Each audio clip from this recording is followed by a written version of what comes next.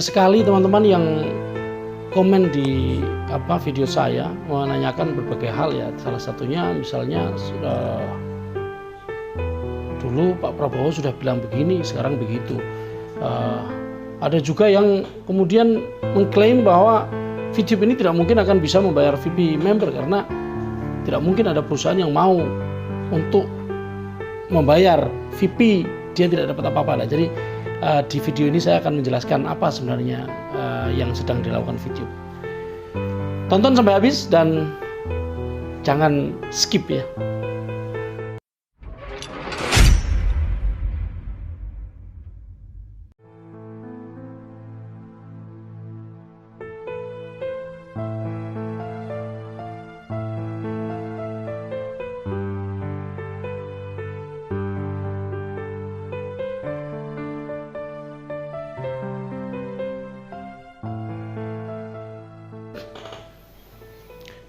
Assalamualaikum warahmatullahi wabarakatuh. Selamat siang teman-teman VTuber dimanapun Anda berada. Ketemu lagi dengan saya Mithan Anis di channel Sandikala. Teman-teman, setelah saya menyampaikan video saya yang tadi malam, ternyata ada banyak komentar ya yang mesti saya ungkap. Jadi karena ada beberapa komentar negatif dan ada sebagian yang tidak negatif tapi cenderung tidak percaya. Nah ini, atau mungkin karena tidak tahu itu sehingga sifat dasar manusia ini kan pengen banyak tahu. Jadi oke lah, saya sedikit kasih penjelasan karena memang awalnya saya pikir tidak perlu saya menjelaskan terlalu banyak karena tidak penting juga sebenarnya. Untuk semua dipuaskan, semua orang yang ingin tahu atau semua orang yang misalnya nyinyir atau apa itu dipuaskan, itu tidak mungkin. Jadi kita hidup ini ada satu kepastian apa? Tidak mungkin setiap orang akan setuju dengan kita. Pasti akan ada yang pro, ada yang kontra. Jadi itu sudah sunnatullah.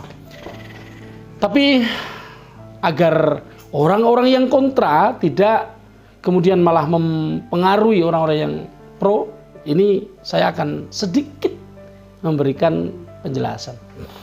Tapi teman-teman mesti siap ya. Siap apa sih?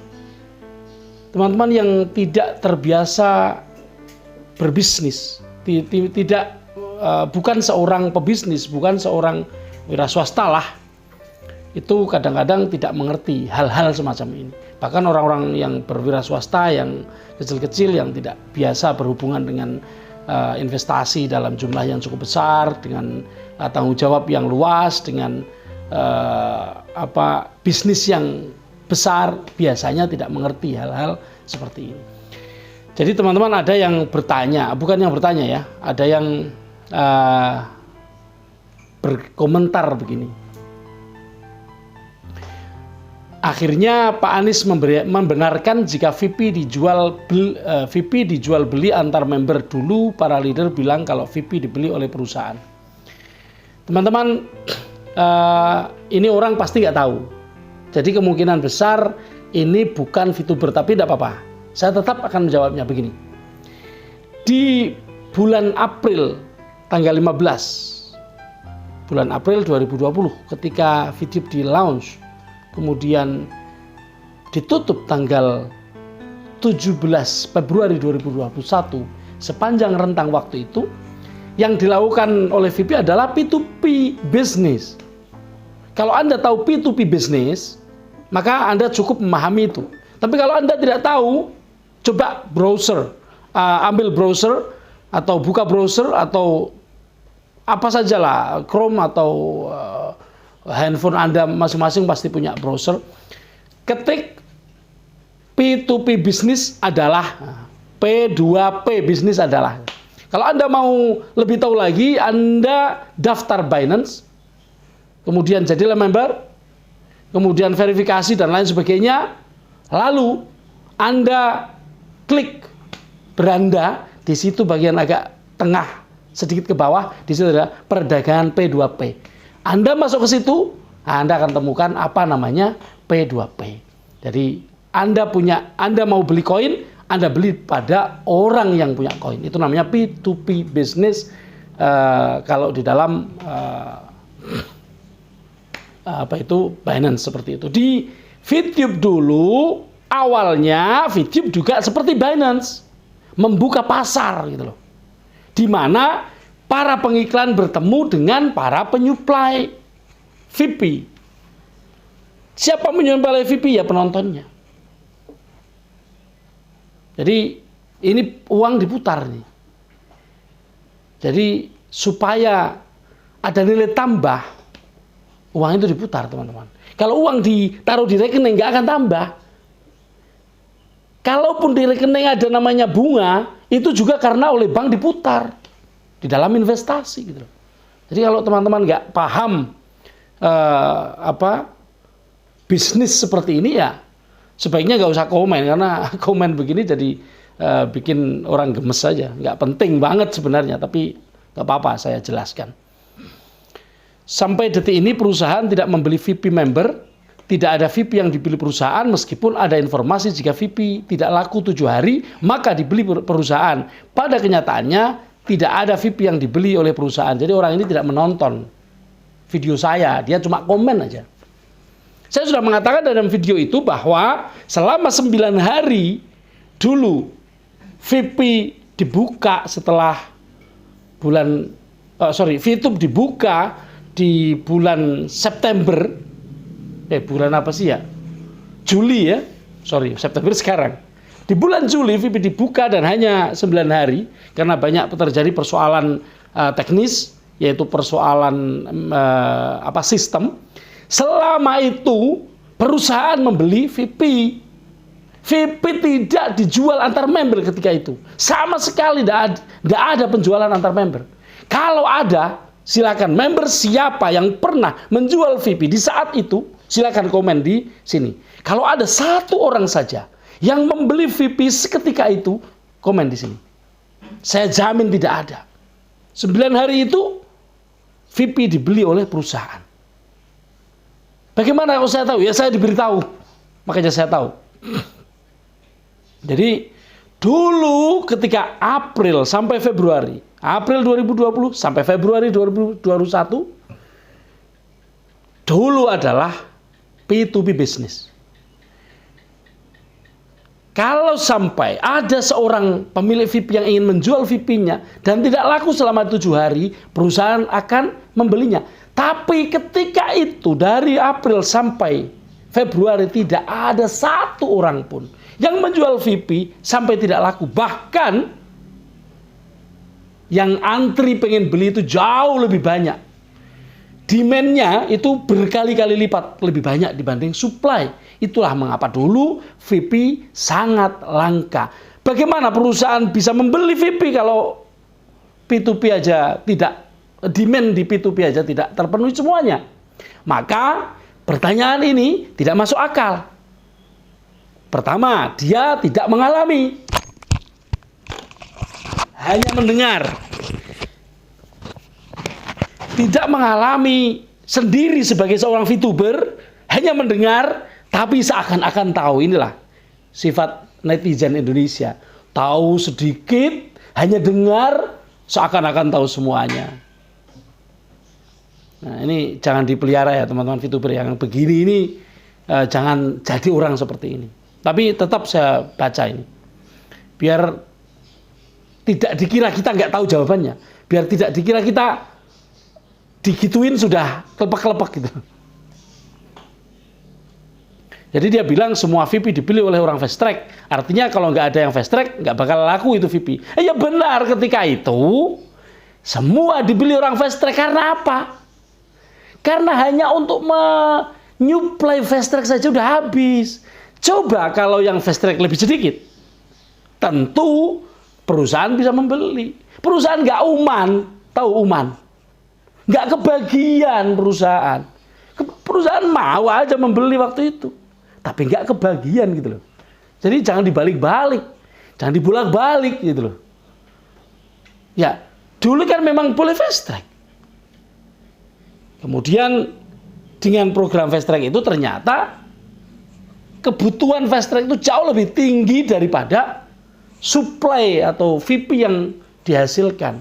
Sehingga yang nggak ada yang nunggu 7 hari, jangankan 7 hari, 2-3 detik udah diambil orang, disaut orang, disamber, udah dibeli. Kalau nggak janjian susah gitu loh. Jadi ini harus, kenyataan itu Anda harus mengerti bahwa pasar itu seperti itu. Bahwa pasar di dalam P2P bisnis itu ya seperti itu. Nggak ada yang mengingkari, ya memang dulunya seperti itu. Apakah itu melanggar aturan? Nah, kalau melanggar aturan kenapa Binance sekarang bisa? Ayo, gimana tuh? Ini soal bagaimana regulasi berbicara, kemudian bagaimana perusahaan menanggapi regulasi itu. VTube dari awal sudah mengatakan bahwa mereka patuh terhadap aturan pemerintah. Dan itu dibuktikan. Mereka memperbaiki. Sekarang ini semua izin VTube sudah dimiliki. Artinya pemerintah memberikan izin, pemerintah memberikan penghargaan kepada VTube bahwa VTube mau mengikuti pemerintah. Seandainya VTube tidak mau mengikuti pemerintah, ya sudah nggak punya izin. Sekarang izinnya lengkap, teman-teman. Izinnya lengkap. Artinya tidak ada yang dilanggar oleh VTube. Kalau dulu dianggap tidak benar, wong dulu peraturannya belum ada. Dulu peraturan itu belum ada. Coba cek kapan PMSE diberlakukan peraturannya. Anda ini harus pakai logika kalau bicara. Gitu. Kemudian yang saya sangat bersimpati dengan member-member fast track yang videonya disebar untuk menarik member yang lain untuk ikut fast track. Sampai ada yang fast track ratusan juta. Bagaimana itu nasibnya sekarang ya? Bagaimana tanggung jawab leader dan konten kreator mengajak atau mempengaruhi fitur untuk fast track? Ya ini kan sedang diurus. Nanti kalau begitu dibuka semuanya dibeli. Lah kan Anda ini lagi nonton video atau Anda ceramah, gitu loh. Anda ini nulis komen tanpa nonton video sehingga Anda nggak ngerti.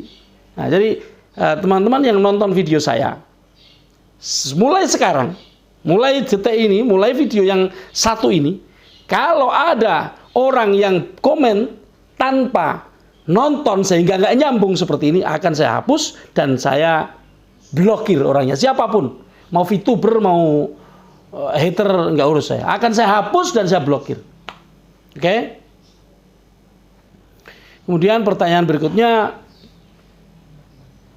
intinya VTube dari awal tidak taat peraturan pemerintah, makanya disuruh taat. Kalau memang taat di awal pasti semuanya lancar. Tak, yang mau ditaati itu apa? Aturan nggak ada. Gimana sih? Anda nggak ngerti, undang-undangnya belum ada. Kalaupun undang-undang sudah ada, pelaksana terhadap undang-undang belum dibentuk, gitu loh. Ini, aduh, nggak paham ini orang. Oke, terus lalu Pak Prabowo bilang investor sudah siap, aplikasi sudah siap. Sekalinya, ya Tuhan, Anda juga belum paham ini. Oke, mungkin ini seorang member, mungkin ini Agus Mulyana ya. Oke, saya kasih tahu satu hal. Pak Prabowo ketika itu mengatakan investor siap, sistemnya juga siap. Ketika dibuka, sistem berantakan nih. Ternyata sistem mengalami kerusakan sehingga tidak bisa, hanya sedikit yang bisa penetrasi kepada penjualan VP, sehingga di-maintain. Perbaikan sistem dilakukan. Nah, selama perbaikan di sistem dilakukan, hal-hal itu kan terjadi. Segala sesuatu bisa terjadi. Salah satunya adalah investornya nyerah. Itu kan bisa terjadi, kenapa enggak? Anda sekarang berbisnis, sudah bertahun-tahun, sudah berbulan-bulan, tidak juga dapat hasil. Kenapa? Karena ada mentok ini, mentok itu, ada aturan pemerintah ini, ada macam-macam. Termasuk para hater yang mengganggu itu juga menjadi masalah. Kemudian pada satu saat tertentu ada investor yang duitnya banyak, yang mau membackup bisnis ini, dan memang dia sudah membackup dari awal ketika dibangun Fitup ini, dia mendirikannya, kemudian di satu saat dia menyerah, apa salahnya? Apa salahnya gitu loh. Setiap orang punya hak untuk menentukan langkahnya sendiri. Kalau dia mau berhenti, apa yang bisa kita lakukan? Nah, kasusnya seperti itu. Di saat maintain, 2 minggu awal sistem di maintain, ada investor yang menyerah. Dan dia kebetulan ada investor yang dulu mengatakan siap. Tapi teman-teman, Tuhan melihat kesungguhan teman-teman manajemen di dalam bekerja, di dalam membela kita semua. Sehingga apa yang terjadi? Kalau saja Tuhan tidak menolong manajemen Fitup ini, sudah mati teman-teman. Mati, nggak ada yang mau membayar. Ketika itu investor menyerah, ternyata ada pihak lain yang lebih gede yang mau membayar semuanya. Karena apa? Karena tahu bahwa ini bisnis yang bagus. Itulah yang sekarang sedang bernegosiasi dengan manajemen. Paham ya? Investor di Fitup ini tidak cuma satu, investornya banyak. Dan ketika terjadi ada investor yang besar yang kemudian dulu dikatakan Pak Prabowo sudah siap tapi ternyata menyerah, saat itu kemudian muncul pertolongan Tuhan. Itulah mengapa saya selalu mengatakan semua rencana bisa kita rencanakan, semua pekerjaan bisalah kita lakukan, semua perjuangan bisa kita kerjakan, tapi titik akhir keputusan ada kepada Tuhan, ada di tangan Tuhan. Makanya kita jangan pernah melupakan permohonan kepada Tuhan. Kenapa? Karena bahkan kalaupun Tuhan mau, investasi yang sedang dibicarakan bisa bubar. Bisa bubar, kenapa enggak? Semua ada di tangan Tuhan. Hakikatnya setiap daun yang jatuh dari pohonnya, dari rantingnya, itu adalah atas kuasa Tuhan. Jadi apa salahnya kita meminta kepada Tuhan supaya melembutkan setiap hati, supaya menata setiap hati, sehingga apa yang dilihatnya, peluang yang dilihatnya bisa diwujudkan di dalam bisnis yang nyata. Begitu teman-teman. Begitu seharusnya kita bersikap, bukan malah apatis, bukan malah skeptis. Sikap-sikap skeptis seperti ini tidak perlu kita jaga di dalam bisnis, karena bisnis itu hanya punya satu modal, apa? Optimis. Tanpa optimisme, bisnis tidak akan bisa dibangun. Apapun bisnisnya. Apapun bisnis. Kalau Anda ragu, Anda tidak akan bisa melakukan apa-apa. Karena keraguan Anda akan menghancurkan segalanya.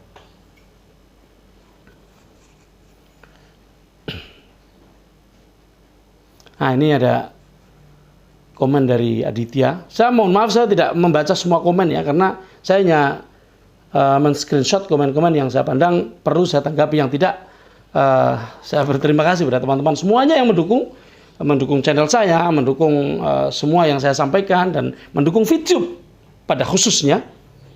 Saya berterima kasih kepada teman-teman semuanya yang sudah melakukan itu, dan terus jangan berhenti untuk terus mendukung Fitup. Dan semua yang saya sampaikan ini bukan saya ngarang, saya tidak pernah mengarang. Apapun yang saya sampaikan adalah hal-hal yang perlu Anda ketahui. Kalau hal-hal itu tidak perlu Anda ketahui, saya tidak akan sampaikan. Nah, ini ada Pak Aditya mengatakan, atau Mas Aditya, kalau saya simple, sabar menunggu, kalau nggak sabar ya tinggalin. Fitup kan hanya sampingan, betul. Itu sikap yang terbaik. Tunggu, atau kalau nggak sabar, udah, nggak usah dipikir. Kalau Anda sudah menentukan diri Anda masuk ke dalam satu bisnis dan Anda mau menyerah, itu pilihan Anda. Jangan libatkan orang lain, jangan mencela orang lain, jangan mencerca orang lain, jangan menyalahkan siapa-siapa. Salahkan diri Anda karena Anda menyerah.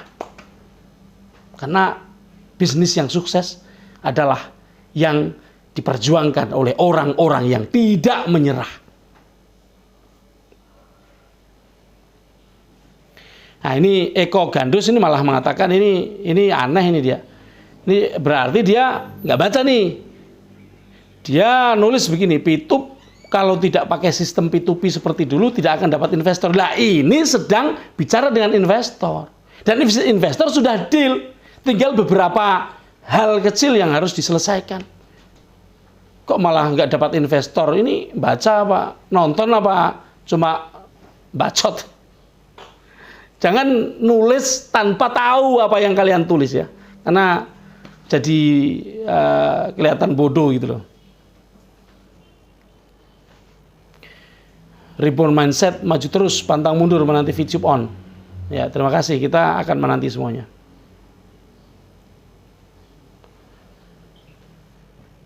Ini ada yang mengatakan Casmono Warga Wakti, berarti VTube lagi bingung cari-cari investor. Selama ini kita para member VTuber cuma diberi angin segar bahwa VTube segera on. Jadi ini nggak paham juga ini. Kalau Anda memang seorang VTuber dan Anda sudah membaca VTube.co, itu disebutkan bahwa 1,5 bulan yang lalu sudah ketemu investornya. Dan dalam 1,5 bulan ini banyak perkembangan. Dan ini berani diumumkan itu karena sudah hampir selesai. Seandainya belum dapat investor, nggak akan ngomong itu VTube, nggak akan ngomong itu manajemen. Impossible mereka akan mengatakan sedang bicara investor kalau nggak ada investornya. Coba pakai pikiran yang logika yang benar, logika yang smart, logika yang cerdas, jangan asal bicara itu. Kadang orang bicara tanpa kecerdasan sehingga pembicaranya asal-asalan aja. Lah sudah dikatakan sedang intens membicarakan soal investor dengan investor soal investasi mereka dan berani mengumumkan. Kok masih cari-cari? Ya udah nggak cari lagi, sudah dapat, gitu loh.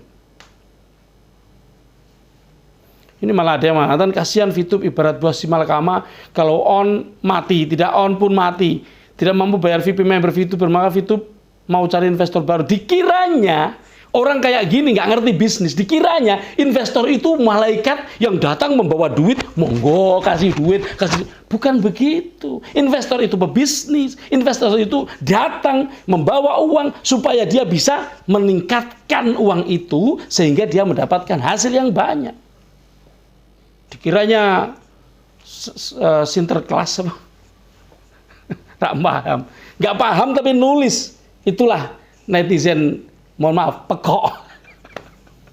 Jadi, oke teman-teman, saya sekedar membacakan beberapa komen yang dalam tanda kutip pekok, sehingga harus saya jawab, karena kepekokan tanpa jawaban dikira kita semuanya pekok.